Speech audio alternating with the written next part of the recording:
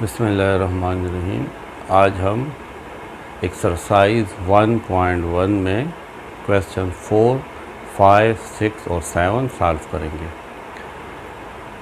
इससे पहले lecture 3, lecture 4 और लेक्चर 5 इसमें हमने क्वेश्चन 1, 2 और 3 किया है। अब क्वेश्चन 4 भी बिल्कुल उसी तरीके से है। हमें क्वाड्रेटिक इक्वेशन यानी जिसमें वेरिएबल का पावर 2 हो उसका सलूशन फाइंड करना है। Solution mean find the value of x। पहला मेथड हमने किया फैक्टराइजेशन। क्वेश्चन 1 में फैक्टराइजेशन था, क्वेश्चन 2 में बाय कंप्लीटिंग स्क्वायर और क्वेश्चन 3 में हमने क्वाड्रेटिक फार्मूला यूज़ किया। अब क्वेश्चन 4 में हमें कहा गया है कि आप इसका सलूशन फाइंड करें। आपसे ये नहीं कहा गया कि आप कौन सा मेथड यूज़ करें। इसका मतलब है कि आप आज़ाद हैं कोई भी मेथड यूज़ करने में। सबसे सिंपलेस्ट मेथड अगर आपको फैक्टर बनाने आते हैं तो फिर फैक्टराइजेशन है, और अगर आपको फैक्टर बनाने नहीं आते तो फिर क्वाड्रेटिक फार्मूला से सॉल्व करें। यानी आपको अब सिर्फ solution of quadratic equation find करनी है। आप पे ये रिस्ट्रिक्शन नहीं है कि आप कौन सा मेथड यूज़ करते हैं। दूसरा, आप देखेंगे कि इससे पहले जो क्वेश्चन थे उसमें x था, इक्वेशन में x था। अब इन इक्वेशन में t है, तो ये वेरिएबल्स है। इसके बाद क्वेश्चन में y भी है, z भी हो सकता है, यानी ये वेरिएबल्स हैं। आप इक्वेशन को x, y, z या किसी भी लेटर से शो कर सकते हैं। यहाँ पे अब t यूज़ किया गया है, तो इससे घबराने की ज़रूरत नहीं है। ये एक ही बात है, कोई भी वेरिएबल हम इक्वेशन में यूज़ कर सकते हैं। अब देखें, ये क्वेश्चन 1 है। मैं इसको फैक्टराइजेशन से सॉल्व करता हूँ क्योंकि इसमें फैक्टराइजेशन सबसे इजी मेथड मुझे लगता है। यहाँ पे 1 है और यहाँ पे 7 है। हमने फर्स्ट टर्म को 7 के साथ यानी थर्ड टर्म के साथ मल्टीप्लाई करना है, तो ये आ जाएगा 7t²। फ़िलहाल आप t² को छोड़ दें, आप 7 पे कंसंट्रेट करें। ऐसे दो नंबर फाइंड करने हैं कि मल्टीप्लाई करने से 7 आए और प्लस या माइनस करने से -8 आए। तो 7 1s are 7। क्योंकि हमें -8 भी चाहिए तो दोनों का साइन क्या कर दें, माइनस। तो -7 -1 आ जाएगा -8, और -7 और -1 जब मल्टीप्लाई होंगे तो -8 -+7 1s are 7। तो मैं इसको लिख लूँगा t² -7t एंड -1t, यानी -8 को मैंने दो हिस्सों में डिवाइड कर दिया। एक है -7t और एक -1t, और ये 7 मैं इसी तरह लिखूँगा। सिर्फ -8 को दो हिस्सों में डिवाइड करना है। इन दोनों में कॉमन t है, तो यहाँ पे t -7 रह जाएगा। t² में से एक t बाहर और यहाँ पे t बाहर, तो -7। इन दो टर्म में कुछ कॉमन नहीं, लेकिन 1 कॉमन होता है हर एक वैल्यू में। तो हम क्या करेंगे, हम यहाँ पे सिर्फ 1 कॉमन नहीं लेंगे, -1 लेंगे, ताकि ये प्लस माइनस में कन्वर्ट हो जाए। यहाँ पे भी माइनस है, तो यहाँ पे t रह जाएगा, ये प्लस माइनस में कन्वर्ट हो जाएगा इस -1 को बाहर लिखने से, और ये 7। t -7 दोनों में कॉमन है। इन साइड यहाँ पे t रह जाएगा और इस जगह पे 1 और 0 आइदर। अब क्योंकि इन दोनों का प्रोडक्ट 0 है, तो या तो t -7 0 के इक्वल है, इससे आता है t = 7, और t -1 = 0, इससे आएगा t = 1। तो सलूशन सेट इज़, एक वैल्यू है 7 और दूसरी 1। अब पार्ट 2 है 72 + 6x = x²। मैं इसको इस तरह भी लिख सकता हूँ, x² को इस साइड पे लिख लूँ और 72 + 6x को राइट साइड से लिख लूँ। इक्वेशन को पूरा तब्दील करने से इस पे फ़र्क नहीं पड़ता। X square. अब तमाम वैल्यूज़ को मैं लेफ़्ट साइड पे ले आऊँगा। एक्स स्क्वायर के बाद फिर पावर एक्स पावर 1 आता है, तो पहले मैं इसको लेकर आता हूँ। -6x and -72 is equal to 0। अब फर्स्ट और थर्ड को मल्टीप्लाई करते हैं तो आता है -72 एक्स स्क्वायर। अब मुझे दो फैक्टर फाइंड करने हैं कि मल्टीप्लाई करने से 72 आए और प्लस या माइनस करने से -6 आए। अगर थोड़ा सा आपको मुश्किल महसूस हो रही है तो आप इसको इस तरह फैक्टराइज कर सकते हैं। 72 को 2 से करते हैं, 2 3 6, यहाँ पे ये 12 हो जाएगा, 2 6 12, 2 1 2, 1 यहाँ पे कैरी 2, 8 16, 2 9 18, 3 3 9। लेकिन फैक्टर अब बन गए हैं। अब मुझे इसको इस तरतीब से रखना है कि मल्टीप्लाई करें इन तमाम को तो 72 तो आएगा, लेकिन इसको प्लस या माइनस करने से 6 आना चाहिए। तो अगर मैं इस तरह इसको करूं कि 3 2 6 एंड 6 2 12, देखें इसको मैंने 12 लिख लिया। एक ये 3 रहता है और एक ये 2, 3 2 6। अब 6 मल्टीप्लाई 12 से 72 आता है और इसको माइनस करने से हमारे पास 6 भी आता है। लेकिन क्योंकि मेरे पास -6 है तो मैं इसी को थोड़ा सा चेंज करता हूँ। 12 का साइन में माइनस रख लेता हूँ और 6 का साइन प्लस। तो देखिए अब -12 प्लस 6 से क्या आएगा, -6, और इन दोनों को मल्टीप्लाई करने से यानी -12 मल्टीप्लाई 6, इससे आएगा -72। तो एक्स स्क्वायर -6x को लिख लूँगा -12x plus 6x -72 is equal to 0।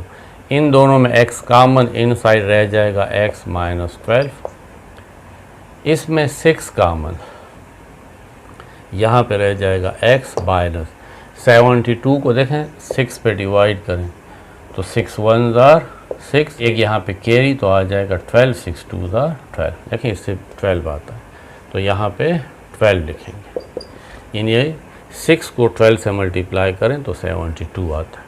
अब इन दो टर्म में x -12 कॉमन इन साइड रह जाएगा, x plus 6 is equal to 0। Either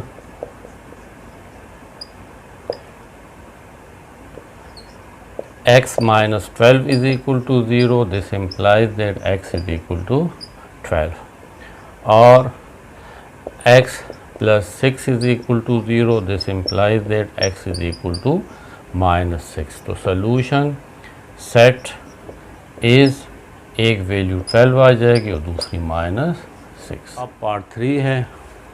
ये फैक्टराइजेशन से अब नहीं होता क्योंकि इन दोनों को मल्टीप्लाई करते हैं, फर्स्ट और थर्ड को, इससे आता है 1t²। अब ऐसे कोई दो नंबर नहीं है कि मल्टीप्लाई करने से 1 आए और प्लस या माइनस करने से 4 आए। तो फिर दूसरा जो आसान मेथड है वो क्वाड्रेटिक फार्मूला है। पहले आप इसको जर्नल क्वाड्रेटिक इक्वेशन से यानी at² plus bt plus c के साथ कंपेयर करें। देखिए अब मैंने यहाँ पे वेरिएबल t लिखा है क्योंकि इस इक्वेशन में वेरिएबल t है। अब कंपेयर करें तो a हमारे पास 1 है, b 4 है और c भी 1 है।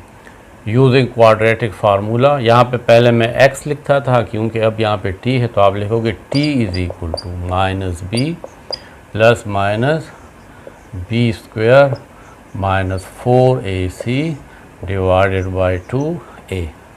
t is equal to -b है 4 प्लस -b² -4² -4, a है 1, c 1 डिवाइडेड बाय, ये डिवाइड कंप्लीट यहाँ तक लेकर आएँ, ठीक है, यहाँ तक मत लिखें, कंप्लीट यहाँ तक, 2 A1, t is equal to -4 plus -4 square 16, minus square की वजह से ख़त्म, -4 1s are 4 divided by 2 1s are 2।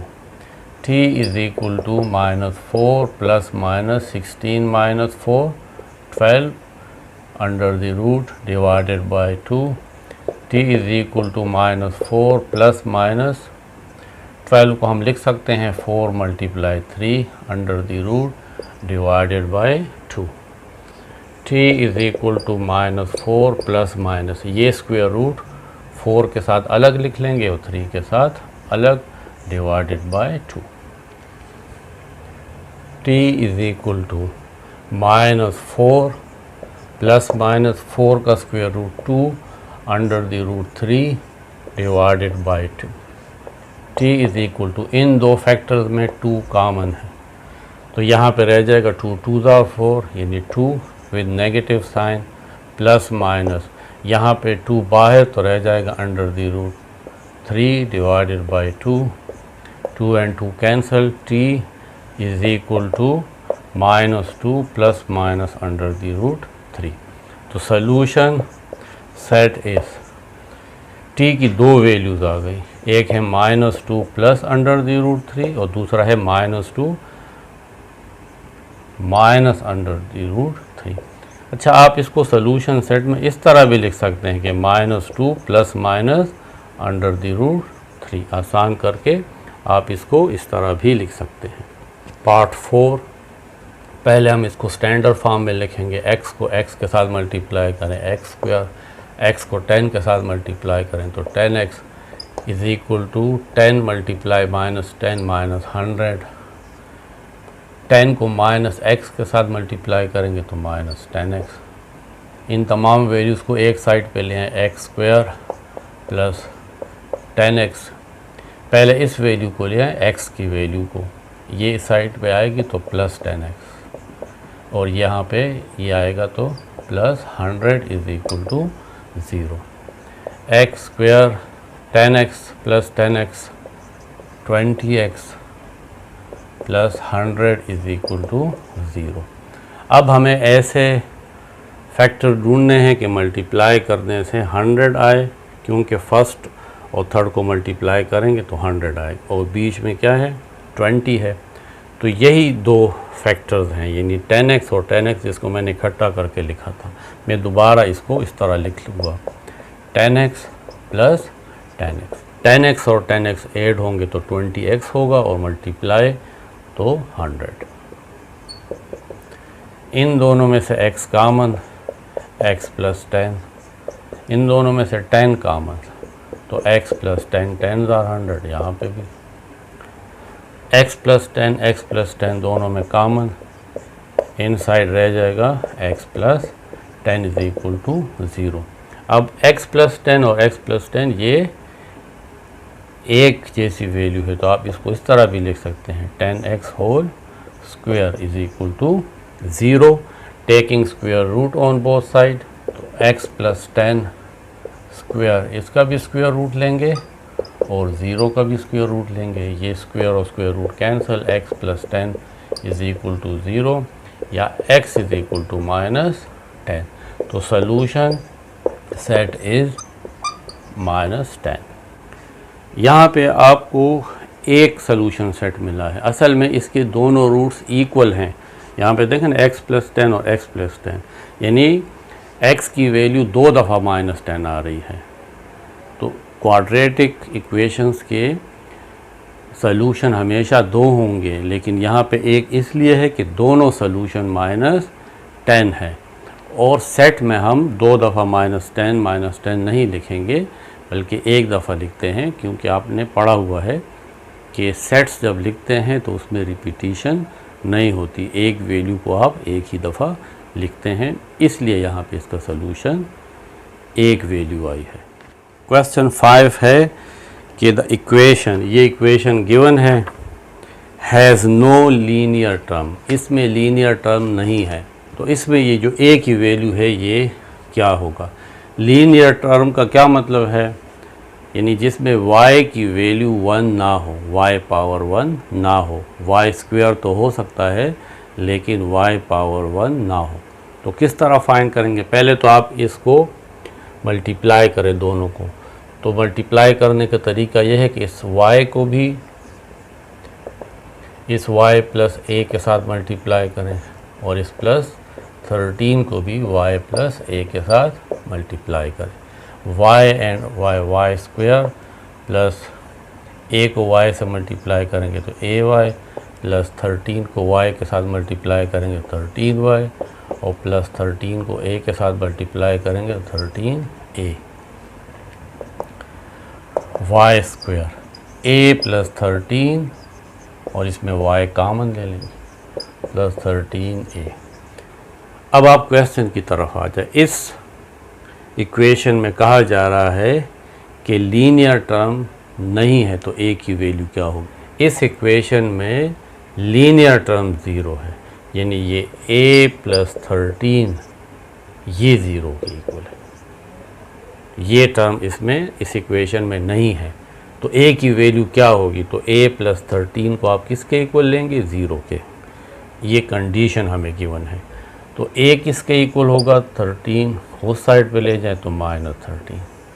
यानी अगर आप इस इक्वेशन में a की जगह माइनस 13 पुट करें, यानी a की जगह यहाँ पे माइनस 13 पुट करें और फिर इससे इक्वेशन बनाएं तो इसमें ये लीनियर टर्म जो है ये गायब हो जाएगा। देखें पुट कर लें, a की वैल्यू क्या है? माइनस 13। तो a की जगह माइनस 13 पुट करें, माइनस 13 प्लस 13 ज़ीरो और y के साथ मल्टीप्लाई होगा तो ज़ीरो हो जाएगा। तो अगर हम a प्लस 13 को ज़ीरो कर लें तो फिर a की वैल्यू क्या आएगी? माइनस 13।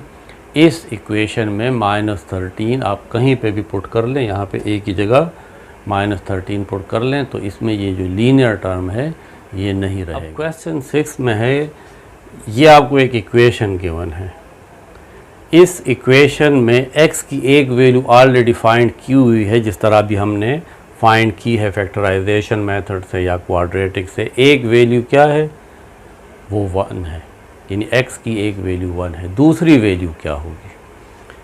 तो पहले तो हमें इसको a को फाइंड करना है, फिर हम दूसरी वैल्यू फाइंड करेंगे।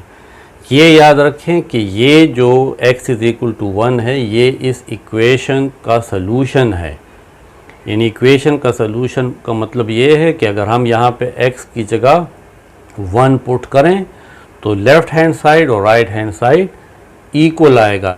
अगर राइट हैंड साइड के साथ 3 लिखा हुआ है तो फिर लेफ़्ट हैंड साइड से भी 3 आएगा, लेकिन बशर्ते ये कि अभी हमें a की वैल्यू फाइंड हो जाए।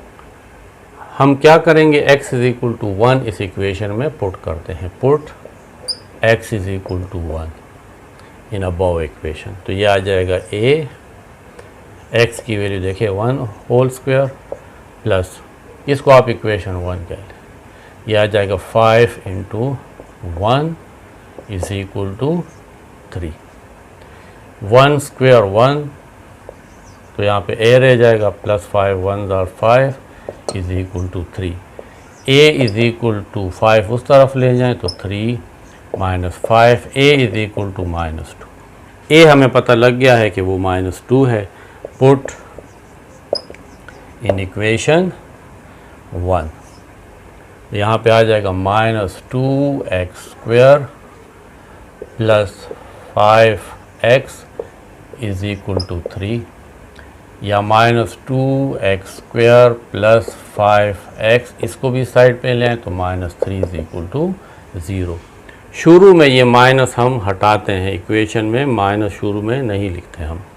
तो हम इस तीनों में से माइनस कॉमन निकाल लें तो आ जाएगा 2x square minus 5x, minus बाहर निकालने से प्लस माइनस और ये minus plus 3 is equal to 0। Minus का मतलब होता है माइनस 1, तो ये 2x square minus 5x plus 3 is equal to, ये माइनस इस साइड पे आएगा तो 0 के साथ नीचे डिवाइड हो जाएगा, यानी ये माइनस 1 है। ये असल में सिर्फ आप यहाँ पे भी चले इससे माइनस 1 कॉमन निकालें, अब आसान हो जाएगा। ये -1 जब इस साइड पे आएगा तो 0 के साथ डिवाइड हो जाएगा, क्या रह जाएगा 2x² - 5x + 3, 0 divided by anything 0। अब हम इसको फैक्टराइज करेंगे। 2 को 3 से मल्टीप्लाई करें तो 6 आता है। दो ऐसे नंबर ढूंढने हैं कि मल्टीप्लाई करने से 6 आए और प्लस या माइनस करने से -5। तो 2 नंबर है -2 और -3। देखें -2 और -3 से -5 आता है, और जब -2 को -3 से मल्टीप्लाई करेंगे तो इससे माइनस माइनस प्लस 2 3 ज़ा 6। तो हम इस -5 को दो हिस्सों में डिवाइड कर लेंगे, -2x and -3x। 2x² - 2x - 3x + 3 = 0। इससे भी फ़र्क नहीं पड़ता कि -3x आप पहले लिख लें और -2x बाद में लिख लें। इन दो टर्म में से 2x कॉमन, तो यहाँ पे x रह जाएगा, माइनस वहाँ पे 2x बाहर तो सिर्फ 1 रह जाएगा।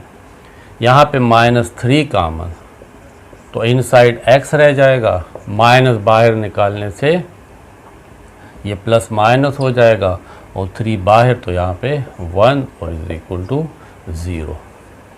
तो x - 1 और x - 1 दोनों में कॉमन है, 2x - 3 रह जाएगा, यहाँ पे 2x यहाँ पे -3। तो either x - 1 = 0, this implies that x = 1, और 2x - 3 = 0, this implies that 2x = -3 उस साइड पे जाएगा तो +3, x = 2 उस साइड पे जाएगा तो 3/2। तो x की दो वैल्यूज आ गई, एक 1 और दूसरी 3/2। 1 तो ऑलरेडी गिवन है, तो x की दूसरी वैल्यू क्या है 3/2। तो हमें उसका दूसरा सलूशन भी फाइंड हो गया। एक सलूशन तो उन्होंने दिया था, दूसरा हमने फाइंड कर लिया। क्वेश्चन 7 में एक क्वाड्रेटिक इक्वेशन है, कहा जा रहा है कि इसके रूट्स का डिफरेंस फाइंड करें। तो पहले हम इसके रूट्स फाइंड करेंगे। रूट्स का मतलब है कि x की वैल्यूज़, दो वैल्यूज़ आएंगी, उसको माइनस करना है। तो जब माइनस करेंगे उससे एक आंसर आएगा, वो उसका डिफरेंस होगा। बस सिर्फ ये है कि क्या कहा जा रहा है कि ये पॉजिटिव डिफरेंस हो, यानी एक रूट को जब दूसरे से माइनस किया जाए तो जो डिफरेंस हो वो पॉजिटिव हो। यानी इस तरीके से आप रूट्स को चॉइस करें कि पहली वैल्यू बड़ी हो और दूसरी वैल्यू छोटी हो, तो जब बड़ी वैल्यू से छोटी माइनस होगी तो फिर ही पॉजिटिव वैल्यू आएगी। तो ये हमारे पास देखें इक्वेशन है, इसको अगर आप जर्नल क्वाड्रेटिक इक्वेशन से कंपेयर करें, यानी ax² + bx + c = 0, तो इसमें a की वैल्यू 1 है, b -7 है और c -9 है। अब आप क्वाड्रेटिक फार्मूला लिख लें, x = -b + -b² - 4ac / 2a। x = -b की जगह -7 plus minus b² - 7 whole square -4a 1 है और c हमारे पास -9 डिवाइडेड बाय 2 और a हमारे पास 1। x = minus plus 7 plus minus -7² 49, minus square की वजह से ख़त्म, माइनस माइनस प्लस 4 9 ज़ार 36 divided by 2। x = 7 plus minus, इन दोनों को ऐड करते हैं तो इससे आता है 85 डिवाइडेड बाय 2। ये और सॉल्व नहीं होता तो हमारे पास x की दो वैल्यूज़ आ गई, एक है 7 प्लस 85 √2 और दूसरी वैल्यू आ जाएगी 7 - 85 अंडर द रूट बाई 2। ये दो रूट्स है, आप इसको एक को x1 कह लें, एक को x2 कह लें। अब हमें इन दो रूट्स को, ये जो x की वैल्यूज़ है, जो सोल्यूशन है इस इक्वेशन का, इसको हम रूट्स भी कहते हैं। इसका डिफरेंस फाइंड करना है, difference of the roots, difference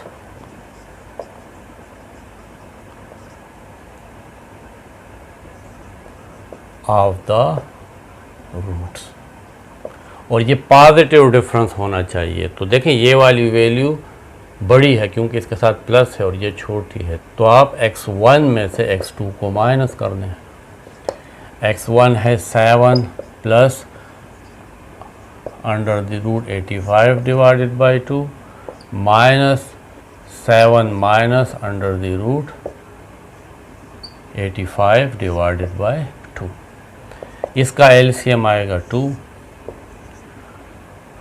ऊपर आ जाएगा 7 प्लस 85 अंडर द रूट, ये माइनस के बाद हम ब्रैकेट लगाते हैं, 7 माइनस 85 अंडर द रूट। ये दोनों ऊपर वैल्यू लिख लेंगे, इसी को हम एलसीएम कहते हैं।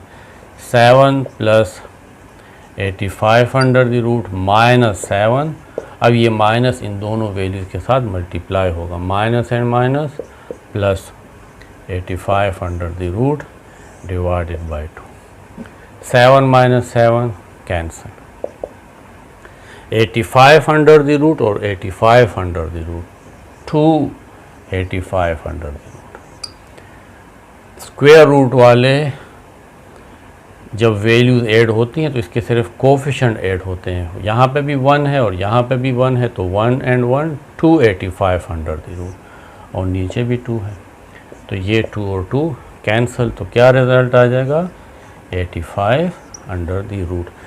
तो ये हमारे पास पॉजिटिव डिफरेंस है इन दो रूट्स का, ठीक है। तो हम यहाँ पे डिफरेंस ऑफ द रूट्स या positive difference of the roots इसको कह सकते हैं। ये इसका आंसर है, और ये हमारी एक्सरसाइज 1.1 थी। इसके बाद जो लेक्चर है 7 नंबर लेक्चर, उसमें मैं आपको एक्सरसाइज 1.1 से पहले जो 2 एग्ज़ाम्पल्स हैं वो कराता हूँ, वो थोड़ा से मुश्किल हैं, तो वो भी आपको समझ में आ जाएंगे। तो इसके बाद फिर आप लेक्चर नंबर 7 भी देखें।